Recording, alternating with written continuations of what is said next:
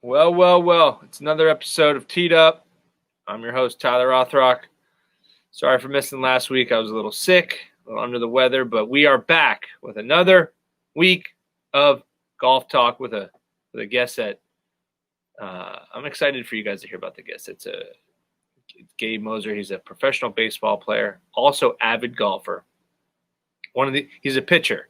He's a minor league pitcher. So I've noticed if you watch like celebrity golf outings or outings where like the Pro-Ams, like the Tahoe or the LPGA Tour has one, major league pitchers are always good at golf. And I was talking to Gabe about it. It's because of it's a similar motion. It's a similar motion and torque. He's very good with creating torque and club head speed. The guy hits it a mile. But we have a chat with him in a little bit. But in the PGA Tour, it is Tour Championship week. It's Tour Championship week. Dustin Johnson's in the lead. I don't know if I like this. I actually don't. I don't like how it's set up. I don't like how Dustin goes into the weekend 10 on. They like prorate where you're at in the standings, and give you the lead or the score according to wherever you come into the standings. It's stupid.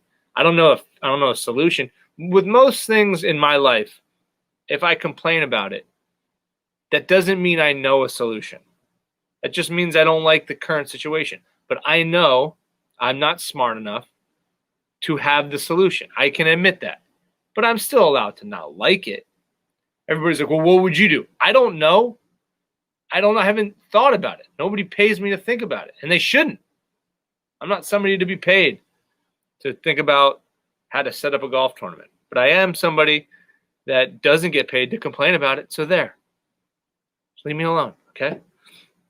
But it's not all bad news. Not all bad news. This week, Phil Mickelson tweeted something to his former foe, now friend, Tiger Woods, that got the internet buzzing. Probably because that's what he was doing when he sent the tweet. He had to be buzzing on something. He was probably just a little buzzed up, wanted to show a little love. And here it is. This is his: Dear Tiger, thank you for all you've done for this great game of golf. No one has benefited more than me, and I just wanted you to know I appreciate all you've done. That's all. Thank you. It's sweet. It's sweet little sentiment from one legend to another, and he's right. Like, yeah, Tiger beat him all these years, but also the purses went up. Phil Mickelson became a bona fide multi-millionaire, and he probably would have anyway, but the money got so good with Tiger, and he's acknowledging that. And you might have had.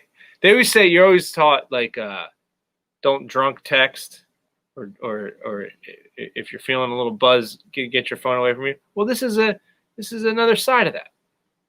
It's not always all bad. Sometimes you have a couple drinks or you're feeling good and you say something very nice and flattering to somebody. So there's two sides to the don't drunk text. Probably don't, but if you're going to just show appreciation to a former adversary, do it. Send it out there. And I know because it's feels like first of all, if you're not following Phil Mickelson on Twitter, do that now because he's one of the funniest people. It's sad how funny he is because as somebody that tries to make a career in being funny and being entertaining and that loves golf, and you look at Phil, he's just doing it way better. It's kind of like disheartening. But put my ego aside and be like, yeah, Phil's a very funny person. And so I think the knee-jerk reaction to that tweet was that he was being sarcastic or like trolling, but no, just I'm in my mansion drinking $1,000 bottle of wine, like, hey, thanks, Tiger. A lot of this because of you. A lot of second places. Built this place. A lot of runner-ups gave me this yacht. And I respect his respect in acknowledging the situation. But they're neither of those guys are in the Tour Championship. You'd have to assume that DJ is going to win the whole thing just based on having a. I mean, imagine playing a round against DJ, and you have to give him 2 shots at least. I mean, it doesn't seem very fair, but I think he'll take it. Last week was a great finish. I mean, him and Rom, like it's just the 2 putts that those guys made, and then the week before, DJ won the thing at like 30 under. It's a great time for golf right now, folks. It's a great time to be out playing golf. And I know that everybody agrees with that because the courses are jam-packed. You can't get a tee time. I've been playing a lot of it badly, so badly that this week I'm taking the week off. Actually, the guest that we have on, Gabe, me and Gabe play a match. We're teammates in a match against PGA Pro John Suter and his son, and they've beaten us both times so bad that I think me and Gabe both need we talked to each other when we got off 18. We're like, we both need a week off. We take a week off, lick our wounds, and get back into it. But without further ado, we're going to sit down with that man, talk about baseball, talk about golf, talk about video game golf, which 2K21 is out, and I suggest it. I recommend it. I've been buried in it, especially for a week when you're not feeling well. Play some video game golf. Really, really, it's as good as chicken noodle soup to me. But all right, enjoy the chat with Gabe. Thanks for tuning in, and we'll see you next time. Is it out? Is it out? It's been out, buddy. What are you talking about? It's out? No way. It's out. It's out. Like I could go on my PS4 right now and get it. Like I will show you right now that it's on. But is it available for me too? It's available for you. I'm in the PGA Tour right now. Like I'm shooting like 14 under. Really? Like some like electric stuff. Let me show you here, kid. Let's see when it pops up. Whoa! So it's out, dude. It's out, bro. Look at this. It is out. Look at that lineup. Look at that lineup. Can you get it online? Can you can I go like online? Do I have to go to the store to get it? No, dude. I'd buy it on my PlayStation. Can we play against each other? Is the Pope Catholic? It sounds that way. Well, we got into this a little bit, without giving a proper introduction. I, of course, am here with professional baseball player Gabe Mosser. Gabe, you are in the San Diego Padres organization. Is that correct? Yes, sir. And right now you're not playing, so you're playing a lot of golf. What else is there to do? Golf outside and inside, I guess. Is it so? Did you play the old the golf game, what's it called, golf club? I had it and it was too hard, so I deleted it. It is hard, but that's all I've been. I didn't know, dude. My production level is gonna plummet now. Yeah, I mean, how can it not? Tell me about the game. Tell me, is the game dude? Is it fun? Awesome. Oh, awesome, boy. bro. I played so much. I've bought my entire bag already, and I have P790s, the Sim driver, Sim fairway woods, and I got the Jaws wedges, dude. It's incredible. So is it you're playing as you're on the PGA Tour? Like you make your own player? So you make yourself, you make your own player. I got a sick mustache, of course. And so you make your own player and you start at the Corn Ferry, you start there. Yeah. And once you win three tournaments there, then you automatically get a card to the PGA Tour. So I'm in the PGA Tour. I already qualified, so I have the 3 wins in the Corn Ferry. So I'm in the PGA Tour now. My next, let me see what my record is here. So I'm at TPC now. My next tournament's TPC. What am I currently in the FedEx Cup racing right now? So you went from Corn Ferry. You're in the hunt for the FedEx Cup. Oh, I'm in the hunt for the FedEx. You came hungry. You came hungry. I already got 3,176 FedEx points. Is there real money, like real purse money involved? Like as in like for your guy, like you get coins. So you would get coins when you win.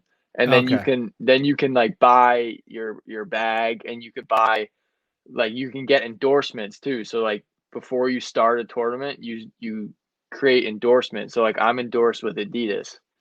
So man. But there's not like actual dollar figure amount on the purses. No, it's the coins. It's all the coins. Yeah.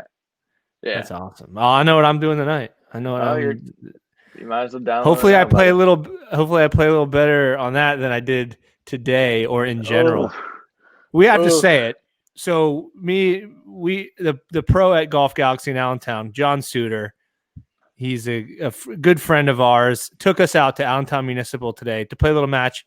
He was teamed up with his son, Alex. They took me and Gabe down. They took us down. I mean, it deflated the balloon at 16. It didn't start well for the boys, though. It did not. It didn't start well for the boys. Me and Gabe went to we were up early. We went to the range. We're grooving the swing. We're feeling good. We got on the first tee box. I'm first. I roll one off the tee box, and then Gabe does the same thing. So it was a fun first drive. Let's just say that. Yeah. It was very promising. How many rounds are you getting in a week? About two or three. Yeah. Is that something that you do even like when you're playing? You're in Arizona in the Padres organization, but your team is. Last year I was in California. Oh, California. Last year, yeah. So we go to Arizona for spring training, and then we get shipped out from there. So like I started in Indiana after Arizona. So I went to Arizona first, then after spring training, I went to Indiana, and then from Indiana, I went to California. And you bring your clubs with you when you're there too, right? Oh yeah. Do you get to play a lot when you're like playing, like when you're in season? Yeah. So like what a lot of the teams do is they give us places to go for free. So like they kind of have like a deal with the golf courses and stuff. So we just call ahead and say, hey, we're if we're on this team, yada yada yada, and they let us on, and we play for free. And I like to get out early in the mornings, like when I can, yeah, when I want to get up early. So yeah, I like playing because I pitch once a week, once every 6 days. So, I can get out more than a typical pitcher that plays every day. Yeah. Do you find that the golf swing and the pitching, because you're a right-handed pitcher and you're a right-handed golfer, do you feel like there's any similarities or parallels between the movements? Oh yeah, I think so. I think especially with the hips, I think the hips explosion and the hands, moving the hands fast and the timing with your hands and hips, like I think that's very parallel. Did you play in high school? Golf? No. Really? So you're fairly new to the game? Yeah. Well, I played obviously, with buddies, but I've never played like competitively or anything like that. Yeah. And but you hit it far. Like you hit one today, like 340. I don't know if you knew that. You hit one. Is that what's your longest one you've ever hit? Do you know? I had I think 340. Yeah, today. Yeah. You also hit one 300 into the wind, which is pretty sweet. Are you the best on your team, like your baseball team? I mean, I compete with some kids. Like some kids I'm probably one of the better ones, but I mean, there's still kids that still shoot low. They shoot low. So I mean, it's fun going out with guys like that, but when you get guys like a position player who just slices the ball so much. Yeah. They generate so. I mean, not that I don't know how much more club hits they could generate than you do, but they're just like it's just absurd. Such a fast swing. Yeah, but you never know where it's going to go. It's all hands. There's no, there's no hips or anything into it. It's all hands. They're just hands move so fast. But I mean, there's some good players for sure. What's your how you're like you went to Parkland, graduated from Parkland High School, and then you went to was it Lock Haven? Shippensburg. That's your big rival.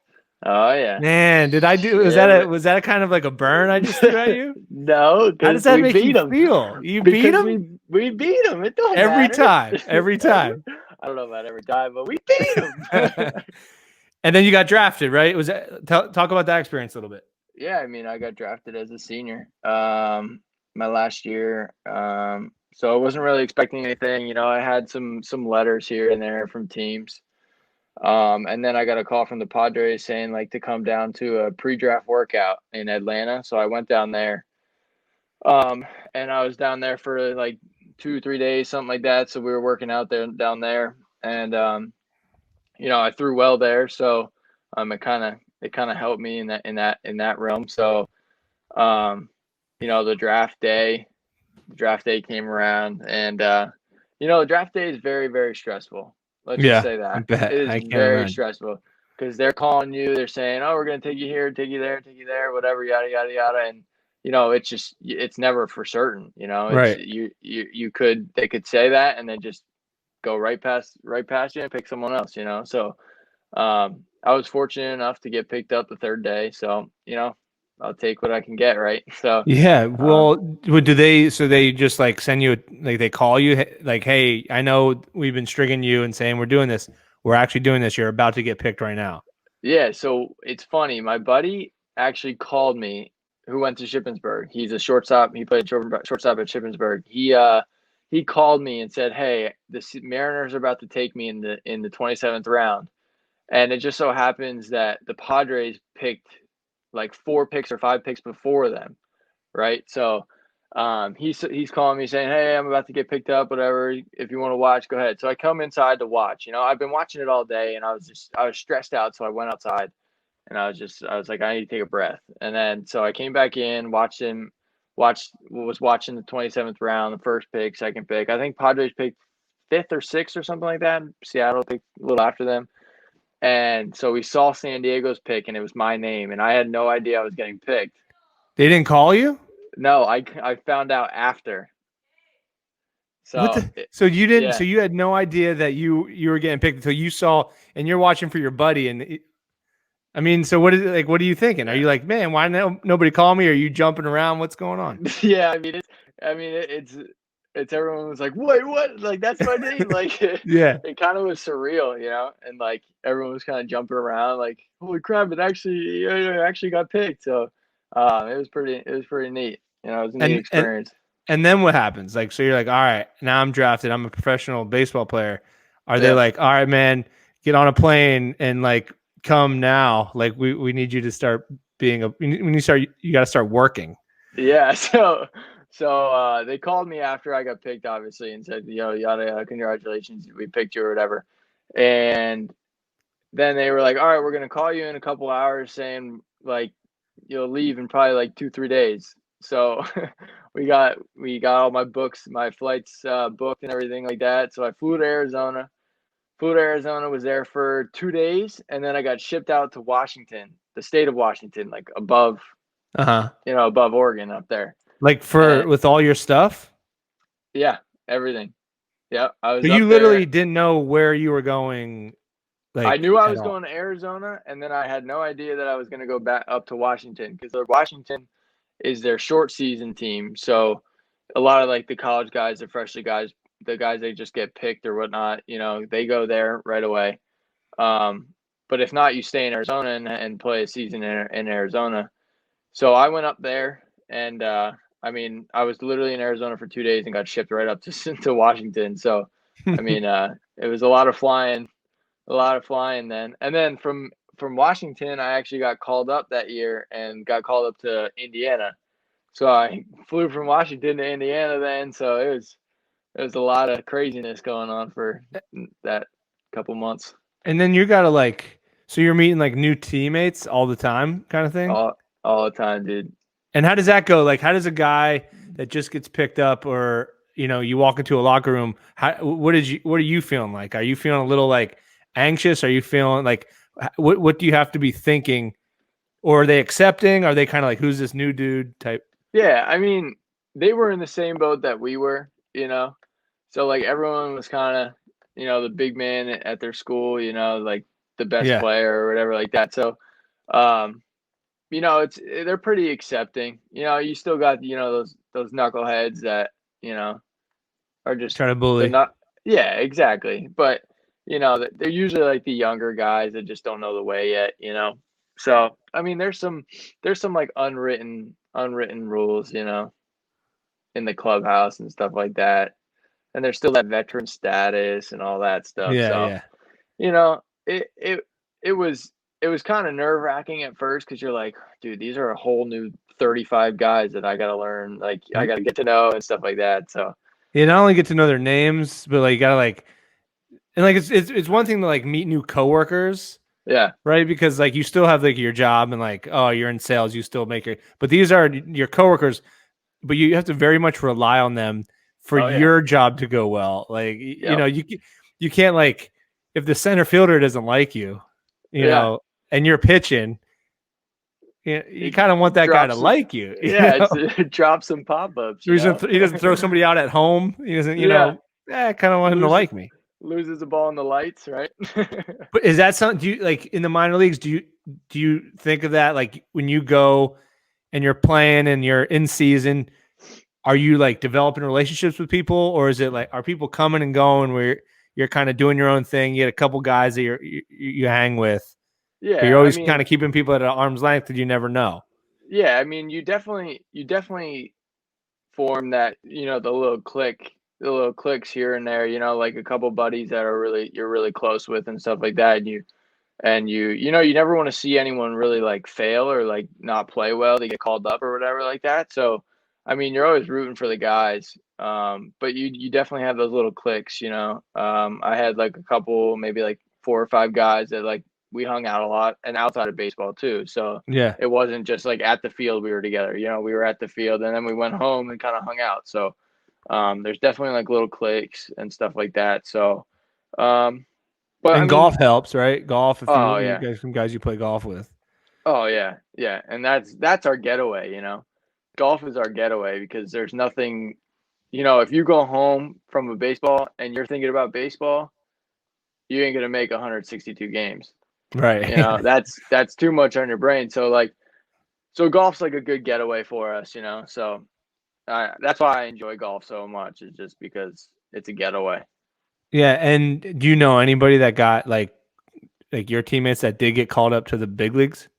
Yeah. Yeah. Actually, my roommate in Indiana, my first year that I got called up from Washington, when I went from Washington to Indiana, my roommate there actually made his big league debut this year. So that was pretty cool. Then I know a couple of guys personally too. So it's pretty cool. It's a weird year to be called up to the big league. Like your first experience. That's why when we were watching fans. like PGA Tour golf.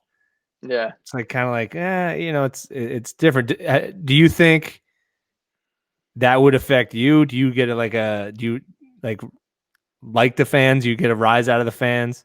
Yeah. I mean, it gets your adrenaline going. I mean, how can it not, right? Yeah. I mean, you think about it. If you're playing golf with no one there, it's like you're playing normal golf. Like you're playing, you're playing with your buddies anyways. All those guys on tour are pretty much buddies. So it's like that essentially. It's like you're just playing another game. There's no energy. There's no little chippers in the background that love pulling your name up and finding some facts about you. And yeah. Does that happen to you? Like when you're on the road, do you hear some stuff? Yeah, a couple guys, not maybe directly at me, but like a couple guys that I've seen that it happened to. So because I've been at a couple minor league games, and some of the fanfare is like the fans like to have a couple drinks and like heckle the guys, Exactly. And if I was a fan, I'd be the same way. Like, why would you not want to go to a ball game and have a couple beers and heckle a guy here and there? Yeah. So what sticks out so far in your career, and like you're still going? What are some like cool moments that you've had so far? Anything that sticks, like especially the ones that stick out where you're like, man, I belong here. This is I'm definitely good enough for this. Yeah, I mean, I actually last year, when I was in California, I actually got to face Corey Seager and Corey Seager and why can't I think? AJ Pollock. Okay. From the Dodgers. So they were two big leaguers that, I got to face for my first time in California, and I was like, dude, this is pretty cool. And I ended up getting them both out twice each. So, that and was they were just down. They were down for a couple games rehabbing or something. Yeah, rehab. Yep, they were rehabbing, coming off some injuries. So, that was pretty neat. Just seeing like a guy like that. Yeah, it builds your confidence, right? You're like, man, I just got a big leaguer out. Yeah, for sure. How are you staying in shape now? Because minor league isn't playing, right? Yeah. I don't know. Do you have a date? I don't know. You probably don't have anything or that you could even say. But right now, you still have to stay in shape for however long it takes to go back to work. How do you do that? Yeah, so I'm lifting a lot. I'm lifting like 3 times a week. And I'm throwing pretty much every day. So I take Mondays off from throwing because we always have that one off day in between starts. So I take Mondays off, and I'm throwing Sundays. Every Sunday I'm throwing in games. And then I'll throw some pens during the week, depending on like when and how my arm feels and stuff like that. So all that, and then it's getting to the end though. So we're about to shut down here soon because we need this, or the end of our season would be September 16th, something like that. So we're getting to the end where it's kind of slowly shutting the arm down, and not yet, but we're slowly getting there, and so we're waiting for some word on when when that's going to happen. So, and is golf something that you can do even when the arm shut down? Yeah, 100%. You could keep playing. Oh yeah, I mean, I'll play golf all year round. What are some places that you like to play? Not only in the Lehigh Valley, but where do you like to play? Well, you don't know where you will play. Next season, right? Yeah. But I've in Arizona, man, they got some nice courses there. Yeah. I played a Faldo course called I don't know if you ever heard of Wildfire. Wow, no. Played Wildfire. I mean, that's a Faldo course, so like it's Wigwam is there. I mean, they got some nice courses there. It's different too. It's like it's not the same like turf. The turf interaction is different. Completely different. And if you're not in the fairway or the first cut, good luck. You're hitting them from the sand. You're hitting them from a rattlesnake. You're hitting from a bed of rattlesnakes. Yeah. I mean, and it's just different because like the tee boxes are different because it's a tee box, and then it's not grass. It's sand around it. So like you're literally hitting almost to an island. Not an island, but you're hitting to an island fairway on courses down there because you're not going to hit from the sand. You don't want to roll it off the tee box, is what you're saying on the first Let's first tee. Say if we did what we did, if you do what we did today on the first tee, you're done. You're getting the snake bite. You're pulling it out of a cactus. Yeah. So yeah, I mean, those courses down there are incredible. Like they're awesome. I love them. Where do you like playing better? Shoot. I don't know. Probably. I mean, the grass is a lot better down there. Really? Yeah. Because it's harder? I think so. And it gives a lot more than you think it does too. So like it's hard, but it still gives. Yeah. So when it's here, when you're playing here and it's hard, you're pretty much like it's like you're hitting off concrete, right? You know. But when it's wet here and like a little moist, that's when it's like perfect. Yeah. Well, I hate that. I hate when it's because I just chunk everything there. Yeah, yeah. But when you're down in Arizona, like it's consistent. You know, you're consistently getting the same turf. You know, because it's dry and hot all year round, and all they're doing is watering it. You know, so it's getting the same water every year or every day. So, you know, I think the more consistency down there than it is up here. Did your handicap when you were down there, has your handicap gone up or gone down since you've been back in Pennsylvania? It's gone down since I've been back. Well, that's good. That means it's easier. Oh yeah, it's 100% easier up here because there's more to work with, you know. And what do you got in the bag? What are you playing with? You know, I'm a big ping guy, man. Why? Just cause? I just love ping, man. I think they have, so they don't, not so much that they don't market themselves a lot, but they're like a quiet competitor. Where like it's not like a TaylorMade or a Titleist or, you know, like a Callaway or anything like that. They're like a quiet competitor that just creates amazing stuff. Yeah. You know, like the feel. So like I got the G410 driver. I mean, it just bounces off the club face. Like it just crushes golf balls. And then I got the i500s in the irons. You know, the sound of them is just electric. You know, you hit them good too, man. You hit those, and you hit them high. You hit them nice and high too. Yeah, I mean, sometimes I get in trouble when I hit them too high. You know, like I can get them up there where the wind really plays a factor. Today we were playing some pretty high wind. So yeah, but then when the wind's at your back, like off the tee, that's great. Flies, man. It flies. Just didn't fly enough for us today. We definitely needed some more flyers. I wasn't so much those shots didn't hurt us as much as the ones that didn't get off the on the green. Yeah. My putting, I've said this on this podcast many times. I'm the world's worst putter. I know that. I just you know what though? Like, you know, your lines were great. You either pushed it, or you pulled it. Yeah. Like your lines were spot on. Like you were over the golf ball and you were lined up. I was like, dude, this is gonna go in. Like, but it never does. It never did. It never one time. Actually, it did once. You know when it did? On 18 when it didn't matter. That was the only only putt I made. That's usually when it happens, man. Right. That's why I don't even like to read putts because it doesn't matter if I read it right. The chances of me hitting it on that line are so small. Yeah. I mean, but that's the thing, man. You read them right today. You read them right. Just couldn't do it. Just couldn't put them on the line. Hey, do you think it? Do you think it's because it's a heavier head? Because don't you? I think I need. Did you put lead tape on it? Well, that was for. I think it was so light when I have a ping putter. I have the Carson putter. I think I need a face balance putter. I think I need a little heavier face balance putter.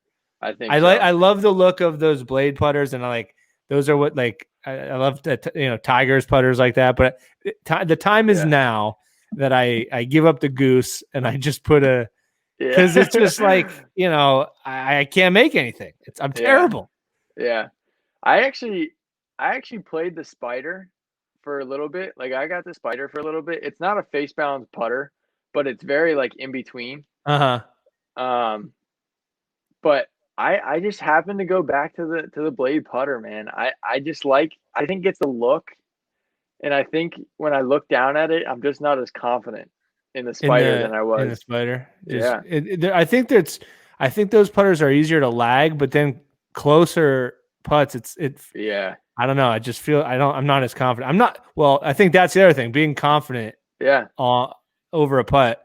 Is so important, and this is if you're not, it's like you said, like you said at the first hole when we went roller off the tee box, little punch out, a 280-yard 3-wood to 2 feet. And I miss it. And you miss it. I missed it. Like, that's what blows my mind about golf. Like, how did I hit that 3-wood so straight and towards the target? But when it's this far, I'm nowhere to be found. 2 feet away. I was walking up to that green like, dude, we're one up. We're one up. Yeah. We're one up. And I was walking up to that green like, one up. I ain't making this thing. I'm not making this. There was times today where I was like, dude, sometimes like I just want to putt for this guy. Yeah, dude, I wish he did. I wish he did. Like, I wish we were playing a scramble and I could just use his ball. You know? It's so frustrating, man. I suck at putting. I'm just so bad. I just can't. I need to, like, I don't know if it's a lesson or what. I think it's like a, you know how you have the yips when you throw? Like people, it's called the yips. I think you have it with your putter. I do, because I get like jumpy. I get jumpy through it, right? Yeah, and that's you. So you do get the yips when you throw? Some people do. Yeah, I know someone who has had the yips. So what does that mean? They just can't. You literally cannot throw. Like you literally like stutter your way through a throw. You've seen that? Oh, I've seen it. And how do they break it? You literally have to like you have to talk to someone throwing. You have to think of everything but throwing. Yeah. Because when you think about it, the shanks. You just repeat it. Yeah. Yeah, yeah. I was playing with a friend of mine like last weekend. He's a very good player. He's like a 2 handicap. But he just got the shanks, dude. Yeah. Like where he kept playing the round of golf. He got the shanks. He got on the first hole. He put he put his like approach shot to like kick in for birdie, and we got into the cart going to the second tee. He's like, "That's the worst thing that could happen to me today." Oh, and boy. I'm like, "What do you mean?" He's like, "Every time that's happened to me, I get the shanks." And he got the shanks, and he kept playing, but he was. It was crazy, man. It was crazy. Yeah. Yeah, you hate to see that too. Like the yips, you hate to see someone have it, and the shanks too. I mean, oh man, I've seen a PGA Tour player have him. So really? Everybody gets them. You know, it's not nobody's. It's just such a mental thing. It's crazy. Is that pitching a lot? I mean, mental. How mental is pitching? Oh, it's 100% mental. 100%. It's.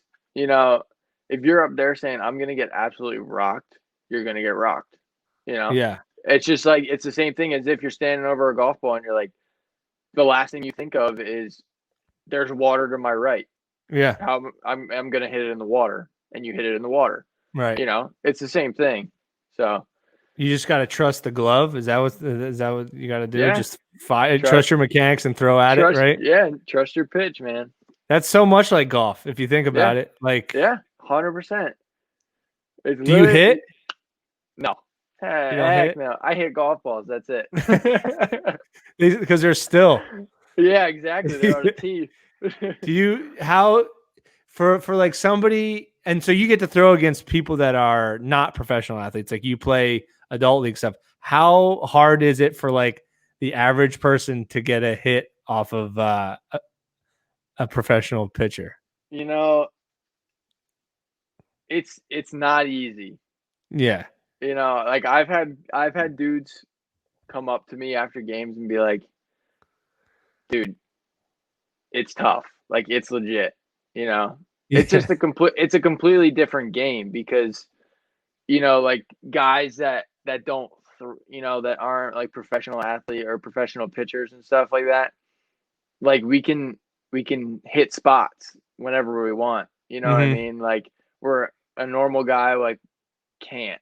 I'm not saying that as in like a, you know, like a cocky way or anything like that. It just, you know, we've thrown so many baseballs in our lives. Yeah, right. It's just I don't know if it's easier, but it's, you know, you're more trained. It's more exactly. It's like you going up to Tiger Woods and saying, "Hey, hit this shot," and then he says, "Hey, hit this shot," and you miss the shot. Yeah. You know, it's the same way as, you know, as you telling him, Tiger Woods, who's hit millions of stingers in his life to Yeah. go hit a stinger, and he hits a perfect stinger, and he says to you, "Hey, hit the same stinger," and you know, Okay, you top how it. do I do that? Yeah, exactly. How do I swing? Exactly. But what for you, and you're obviously have aspirations. You want to get called up. You want to go to the big show. Absolutely.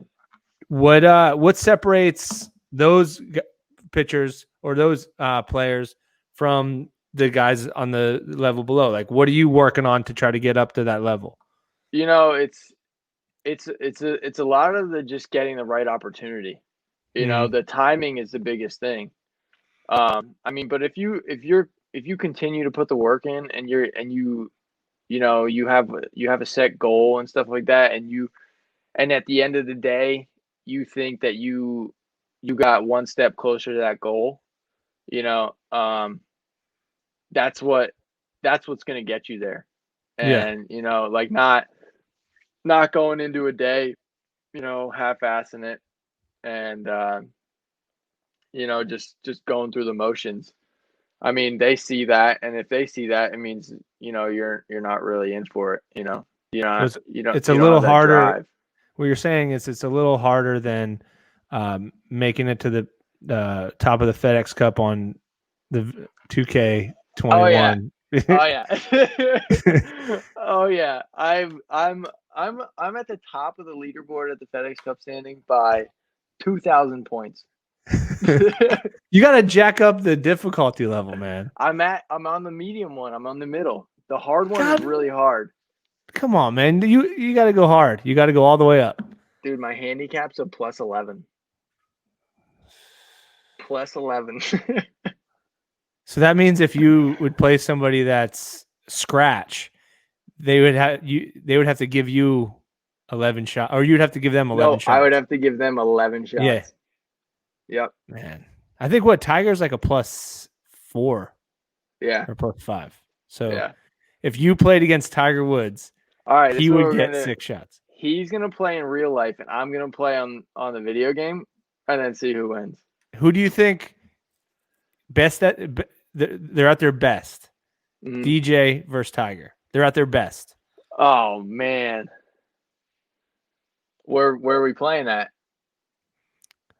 One round's at Augusta. Oh. And one round's at just TPC Boston, where DJ just went 30 under.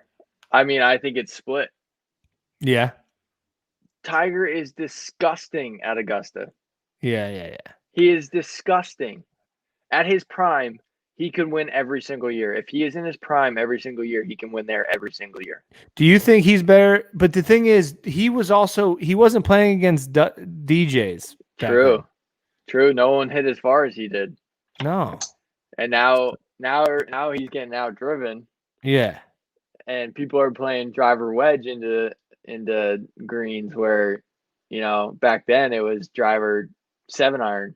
Yeah, I think it's a lot like the Jordan LeBron debate. Like, I think LeBron's probably better, like he's a better athlete, but Jordan changed the game, right? Yeah. So and you know, like, I think back then basketball, you know, a little more physical. Yeah. Yep. Not so much fast breaks, slam dunks. Yeah, it was less of a show. Well, it was a great show, but like now it's more like who can windmill dunk during a game. Yeah. But I don't know. I think DJ at his best, man. I don't know if anybody. They always say like maybe Rory at his best. I don't know. I think DJ's too long and too freakish. That's the thing. Like off the tee box and with his irons, he's gross. But if he's putting too, it's game over. That's what I'm saying. Like I don't know if. Yeah, I actually think DJ maybe wins it. I think DJ. If every golfer from all time. Although then you got to bring in the Tiger factor, the winning factor, where 82, man, 83 or 82, whatever it is. And like he doesn't lose, and he can get in your head, and I don't know. Just mentally. I guess we'll find out in the video games. That's how we do it. But the thing is, though, DJ doesn't care. There's that too, so it doesn't affect him. DJ is a rock of a brain. All right, as a professional athlete, what do you try to think of? Like, are you trying to be? Is it more effective to go in focused and like with this attitude where I can't lose, or if things start to go a little haywire, how do you stay kind of calm? Not that you're not caring, but you're also, how do you stay calm in those moments? I've been a guy who doesn't show a lot of emotion on the mound. Mm-hmm. So I'm kind of the same way if I'm giving up 6-run bombs, even though it's not possible. But if I'm giving up, 6 homers back to back to back to back to back, I'm the same guy as if I'm striking out 6 dudes in a row. Right. You're kind of like that on the golf course too. Like the club goes back into the bag the same way, no matter what kind of shot you just hit. Yeah. And I mean, I think that's where like that professional mentality kind of keeps you sane. Like, because there's guys that I've played golf with that break clubs, after like 5 shots. And one of our coworkers is like that. Not to name names. But we have I know. Yeah. So it prepares you for the next shot. Let's just say that. If you go in if you say, all right, shot's over, can't dwell on it. It's already over. It's over. Hit the next. You gotta one. move on. You gotta move on. Yeah, and whether you like it or not, there's another one coming. Exactly. So, and golf is such a game where you're never gonna hit every shot perfect. Yeah. So if you hit 6 good shots in a row, and then you hit one bad one, and that throws you off for the rest of the match, rest of the course, you're done. Yeah. You're done. You're shooting 20 over, because you dwell on that one bad shot where you just hit 6 amazing shots before that. So like you got to get yourself over it. Yeah, that took me a while. That took me a while to do, because I used to, like, when I was younger, I would be breaking clubs and stuff. Yeah. But now it's like, number one, then you don't have that club. Like that club, you might need it. Number 2, what did you expect? Like, you're not that good. You're not a professional. Like, what do you think? Yeah. And number 3, it's like, well, that's already in the past. You got to now. And sometimes I like to do a challenge where if I get into, like, for example, that 3-wood, I'm like, well, prove to yourself that you can make par from this spot, and then if it wasn't for the putter, maybe I would have. You would have roll it in. Well, next time you're putting for me, man. All right. Well, Gabe, dude, thanks for hanging with me for a little bit. This was fun. We won't have to do it on here, but we're gonna exchange. I'm going literally from here over there, and I'm gonna get this game, and we're gonna play. Will they handicap it? If we did a match, would they handicap it? Probably, but you have to play like 3 rounds to get a handicap first. Get a handicap. All right. So, well, hopefully I'll be like a 10 handicap. You're a plus 11. So you basically got to shoot 20 under to beat me. Yeah. Unless I shoot like 20 over. All right, man. Well, dude, we're going to rematch John and his son again. That's on the list. 100%. And I'm going to get a new putter in the meantime. Good idea. All right, buddy. All right, buddy. Take care. See ya. Thanks for having me.